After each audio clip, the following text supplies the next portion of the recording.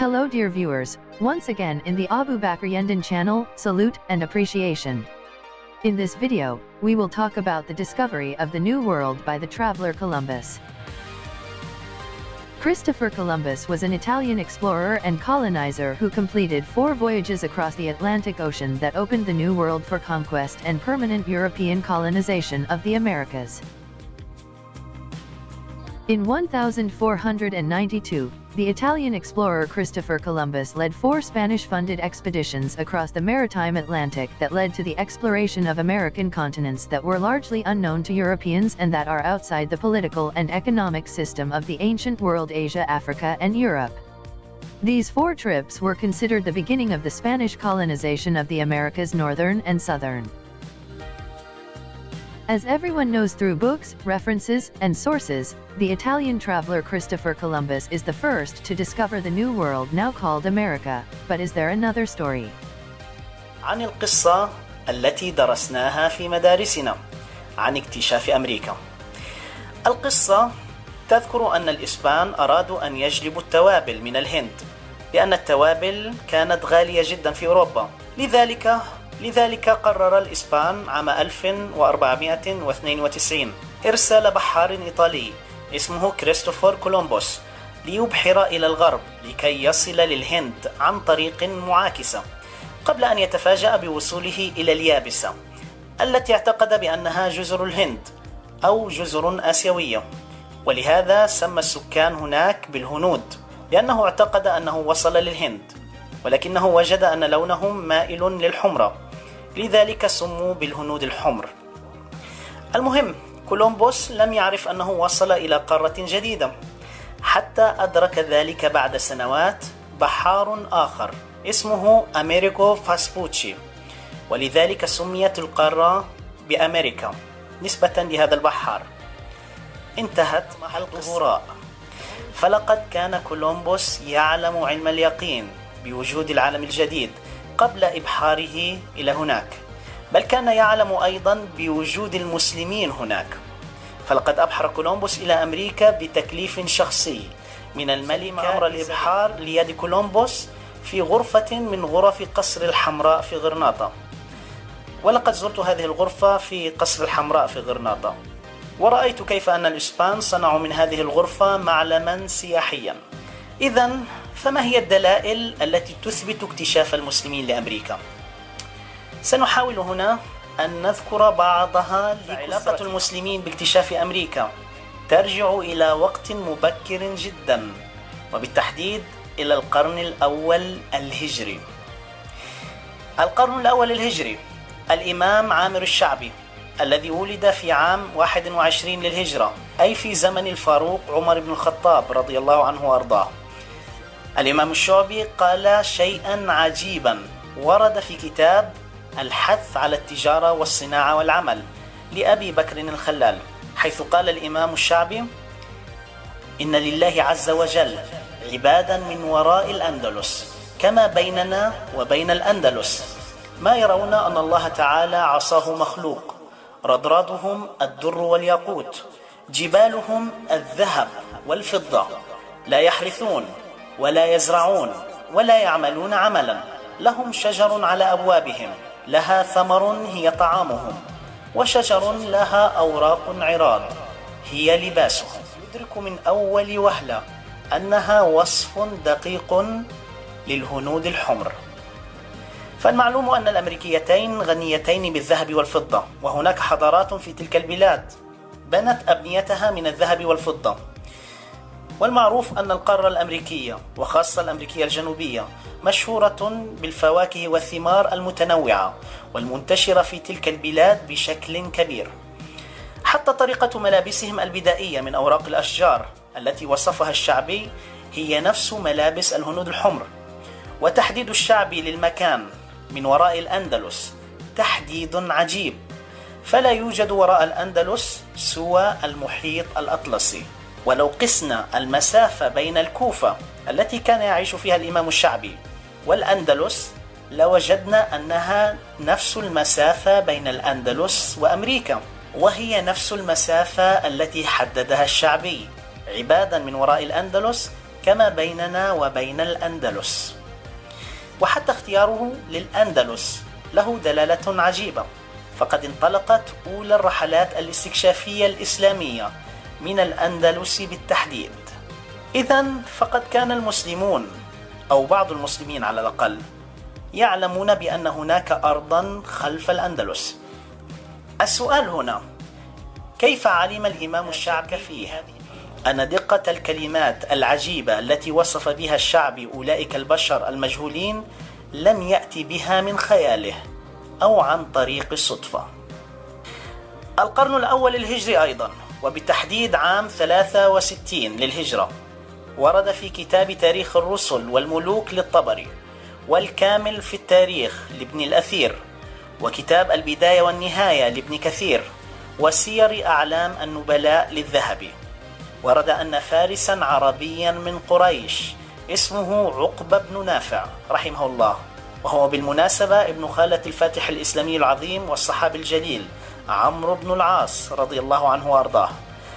هذا الفارس المسلم القرشي فتح تونس والجزائر والمغرب حتى وصل إلى المحيط الأطلسي الذي كانوا يسمونه ببحر الظلمات، فنظر إليه وعيونه تفيض بالدموع، ليرفع يديه في علياء السماء ويقول بصوت خلطت نبراته هدير أمواج بحر الظلمات: اللهم لو كنت أعلم أن وراء هذا البحر أرضا لخضته إليها في سبيلك حتى أعلي عليها كلمة لا إله إلا الله. القرن الثالث الهجري. ذكر المؤرخ الإسلامي الشهير أبو الحسن ابن علي المسعودي في كتابه مروج الذهب ومعادن الجوهر أن أحد المغامرين من قرطبة واسمه الخشخاش بن سعيد بن الأسود عبر بحر الظلمات مع جماعة من أصحابه إلى أن وصل إلى أرض وراء بحر الظلمات، يعني المحيط الأطلسي، ورجع هذا المغامر عام 889 ميلاديا. وقال الخشخاش لما عاد من رحلته بأنه وجد أناسا في الأرض التي وصلها. القرن السادس الهجري. هذه خريطة للعالم رسمها عام 1154 للميلاد العالم الجغرافي المسلم أبو عبد الله محمد ابن محمد الإدريسي الهاشمي القرشي، والشهير بالإدريسي. الخريطة رسمت على كرة أرضية صنعها الإدريسي، أي أن المسلمين كانوا يعلمون بكروية الأرض. الخريطة ربما شاهدها الكثير منا، ولكن لاحظوا معي هذه الخريطة جيدا. الملاحظ أن الجغرافيين كانوا يرسمون الخرائط بصورة مختلفة عما نرسمه الآن، فقد كانوا يرسمون الشمال في الأسفل والجنوب في الأعلى. لو قلبنا الصورة لكي نفهمها أكثر لرأينا على سواحل المغرب وحتى امتداد شمال أوروبا أن الإدريسي رسم أرضا بعد المحيط الأطلسي سماها الإدريسي الأرض الكبيرة. لاحظوا معي التسمية، إنه لا يتحدث عن جزر وإنما عن أرض كبيرة، أي عن قارة. الشريف الإدريسي الذي عاش في القرن الثاني عشر الميلادي ذكر أيضا في كتابه الممالك والمسالك قصة شباب مسلمين مغامرين خرجوا ببواخر من مدينة إشبونة، وهي مدينة لشبونة عاصمة البرتغال الآن، وقد كانت في يد المسلمين وقتها. الإدريسي يذكر أن هؤلاء المغامرين قطعوا بحر الظلمات ورجع بعضهم وذكروا للناس قصتهم وأنهم وصلوا إلى أرض وصفوها ووصفوا ملوكها. العجيب في القصة أنهم ذكروا أنهم وجدوا هناك أناسا يتكلمون باللغة العربية، وإذا كان هناك أناس يتكلمون باللغة العربية فهذا دليل على وصول أناس كثيرين وصلوا إلى تلك القارة منذ زمن. هؤلاء المغامرون يظهر أنهم وصلوا للجزر الكاريبية وبالتحديد جزيرتي كوبا وإسبانيولا. القرن الثامن الهجري وهو القرن الرابع عشر الميلادي، وفيه ذكر المؤرخ الإسلامي شهاب الدين العمري قصة عجيبة هي غاية في العجب، وذلك في كتابه مسالك الأبصار في ممالك الأمصار. العمري ذكر بأن سلطان إمبراطورية مالي المسلمة منسى موسى رحمه الله، ومالي بالمناسبة كانت إمبراطورية مسلمة عظيمة عاصمتها تمبكتو، وكانت غنية بشكل هائل بالذهب.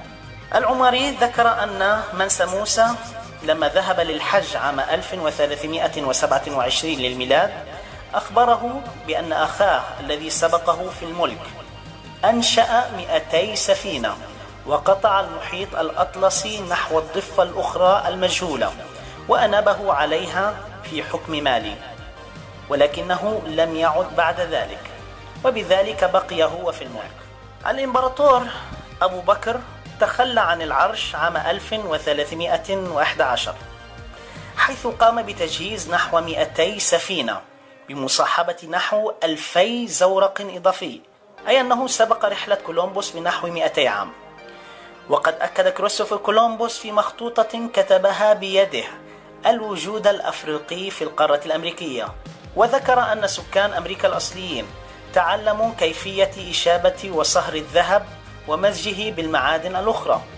وأضاف كولومبوس أن تلك الطريقة هي طريقة إفريقية خالصة، ومن غير المعقول أن يكون سكان أمريكا تعلموها بحرفية أفريقية عن طريق الصدفة.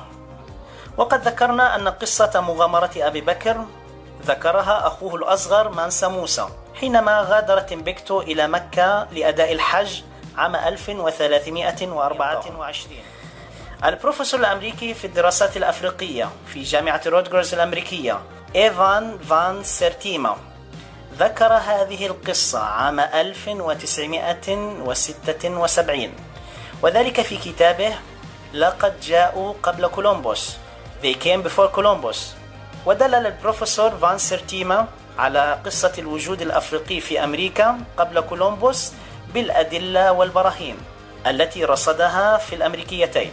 قصة الملك العجيب أبي بكر الثاني ذكرها أيضا العالم المالي جاسو ديوارا، والذي أجرى أبحاثا في هذا الموضوع أيضا. يذكر أن هيئة الإذاعة البريطانية BBC أوردت تقريرا عن هذه الحقائق.